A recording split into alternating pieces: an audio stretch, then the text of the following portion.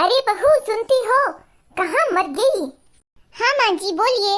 अरे बहू, मैं तो ये कह रही थी कि इस बार तुमने बताया ही नहीं कि तुम्हारे मायके से क्या क्या मिला तुम्हें राखी में।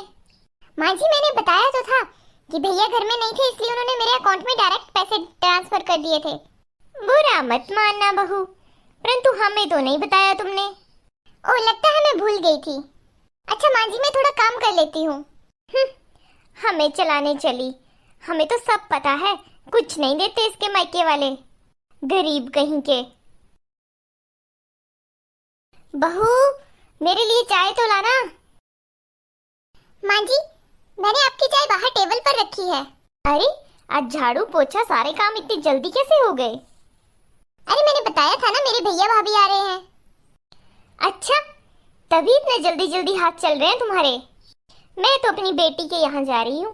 तुम ऐसा करना, जब तुम्हारे मायके वाले आकर चले जाएं तो मुझे फोन कर देना, मैं आ जाऊंगी घर। माँ जी, आप नहीं मिलोगी क्या उनसे? अरे, तुम्हारे मायके वाले हैं, उनके पास मेरा क्या काम?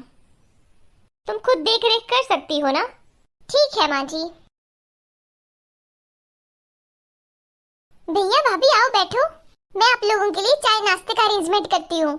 अरे नाना गुड़िया, तो भी इधर बैठ जा, थोड़ी देर बात कर लेते हैं, उसके बाद मैं घर चला जाऊंगा जल्दी ही। इतनी जल्दी क्यों? अरे यूं ही रास्ते से निकल रहे थे तो सोचा तुम्हारे पास भी होते चलते हैं। कोई बात नहीं, तो क्या हो गया? दीदी, आपकी कहीं सास नहीं दिख रही है क्या? वो घर पर नहीं है? अरे हाँ, वो मम्मी को कुछ काम था, इसलिए वो बाहर काम से गए हुए हैं। अरे दीदी, हम बस थोड़ी देर ही बैठेंगे और चले जाएंगे। दीदी, आप तो बहुत परेशान लग रहे हो, कोई बात है क्या? नहीं भाभी, ऐसी कोई बात नहीं है।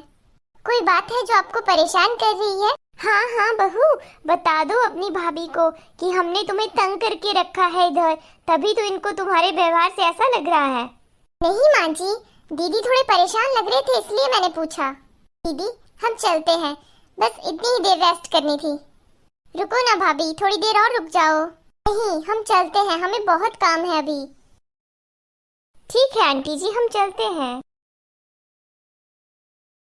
बहू, अब ये मत बोलना कि इस बार भी तुम्हारे भैया भाभी खाली ही आ गए थे। माँ जी, ये 1 किलो चीनी लाए थे। वैसे भी इनको पता है कि हम मीठा कुछ खाते नहीं है, तीखा हमें पसंद नहीं है, इसलिए चीनी लेकर आ गए। अच्छा ही है, चीनी इतने ज्यादा काम आ जाएगी, खीर में डाल देंगे, हलवा में डालेंगे, दलिया वगैरह बनाएंगे तो उसमें भी डाल देंगे, चाय में इतनी काम आएगी। काम की चीज तो लाए। बुरा मत मानना बहू, परंतु तुम्हारे भैया भाभी हर बार 1 किलो चीनी लेकर आ जाते हैं, और जब तुम वहां जाती हो तो बैग भर भर के उठा के लेके जाती हो। नहीं माँ जी, मैं तो कभी कुछ लेकर नहीं जाती हूँ। बुरा मत मानना बहू, पहले तो तुम्हारे मायके वालों ने बोला था कि हम दहेज में कार देंगे। जब शादी तय हुई थी तब तो बोला था कि कार देंगे, और उसके बाद उन्होंने बोला कि एंगेजमेंट में देंगे, उसके बाद उन्होंने बोला कि जब विदाई होगी तब देंगे। तुम्हारी विदाई हुए भी 4 साल हो गए बहू, परंतु अभी तक कार नहीं आई इनकी। बुरा मत मानना मम्मी जी, आपकी हालत तो गरीबों से भी बदतर है। बहू, तुम बात करने की तमीज भूल गई हो क्या? आपके बेटे ने बोला था मम्मी जी कि हमें दहेज नहीं चाहिए, 2 जोड़ी कपड़ा में सिर्फ लड़की चाहिए, परंतु मैंने तो डिमांड रखी थी ना। फिर तो वही बात आ जाती माँ जी कि दहेज मांगकर आप अपने बेटे को बेचने गई थी और मेरे माता पिता दहेज देकर उनको खरीद लेते। बहू, जुबान थोड़ी कम चलाओ, जितनी मुझसे सहन हो जाए। जब तुम्हारी बहन की शादी थी तब भी तो तुम्हें कुछ नहीं दिया था तुम्हारे मायके वालों ने, ये सारे गहने जेवरात सब हमने ही तो डाले हैं। मम्मी जी, आप सीधा सीधा क्यों नहीं बोल देते कि आपको बहुत सारी भूख है दहेज की? तो क्या हो गया, हमने भी तो अपनी बेटी की विदाई की है, तुम्हें पता भी है हमने 20 लाख दहेज दिया है। 20 लाख, जानती भी हो 20 लाख में कितनी शून्य होती है, जानती भी हो 20 लाख लिखते कैसे हैं, जानती भी हो कैसे कैसे हमने कहां कहां से अरेंजमेंट करके दिए थे ताकि हमारी बेटी को आगे सुनना ना पड़े। माफ करना मम्मी जी, परंतु मैं तो दहेज के बिल्कुल खिलाफ हूँ। आपकी बेटी में कोई कमी नहीं थी और ना ही कोई नुक्स था जो आपने उसे दहेज देकर विदा किया। अच्छे खासे तो कमाते हैं जीजा जी, फिर भी उन्होंने दहेज ले लिया, किस चीज की कमी थी उनके पास? तो ये जो आप बात बात पर दहेज दहेज करती रहती हैं, आप मुझे बताइए हमारे घर में किस चीज की कमी है? तो क्या हो गया, सब तो लेते हैं दहेज। हाय भैया, मेरा भी तो एक ही बेटा था, मुझे भी तो थोड़ा बहुत मन में था ही, थोड़ा तो दहेज मिल जाता।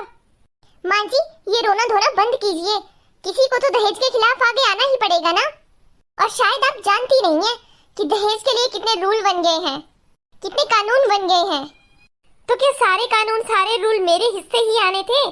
दहेज मिलता तो बहू तो अच्छी मिल जाती, बिना दहेज के बहू भी ऐसी मिली है खड़ूसी। फिर तो मजा आ जाता मम्मी जी। दहेज देकर आपके बेटे को मेरे माता पिता खरीद लेते और फिर वही होता जो वो बोलते। और मेरा तो यही मानना है कि दहेज तो वहाँ दिया जाता है जहाँ बेटा कुछ काम नहीं करता हो, ताकि माता पिता ये सोचे कि हमारी बेटी का फ्यूचर सिक्योर रहे, हम कुछ पैसे इसको दे दें ताकि वो इसके फ्यूचर में काम आए। ये तो तुम लोगों की पढ़े लिखे होने की बातें हैं। हमारी टाइम में भी दहेज दिया था, हमने भी अपनी बेटी में दिया, बस हमें ही ना मिला। चलो किस्मत किस्मत की बात है। किस्मत तो मम्मी जी आपकी अच्छी है।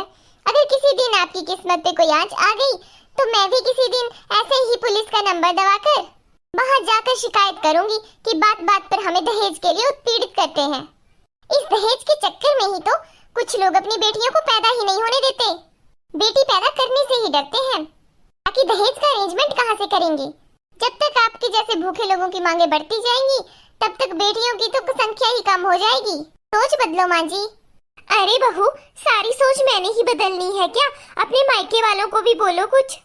उनको तो मैंने शादी से पहले ही बोल दिया था कि दहेज देकर शादी करोगे तो मैं तो शादी नहीं करने वाली। ध्यान रहे माँ जी, दोबारा मेरे से दहेज की बात भी मत करना, नहीं तो पुलिस का नंबर तो मेरे पास है ही और रिचार्ज पैक तो मैंने अनलिमिटेड लगवा रखा है। ठीक है बहू, मैं कुछ नहीं बोल रही हूँ। हे प्रभु, कैसे कैसे लालची लोगों को भेज दिया है अपनी धरती पर। अवतार लो प्रभु, अवतार लो।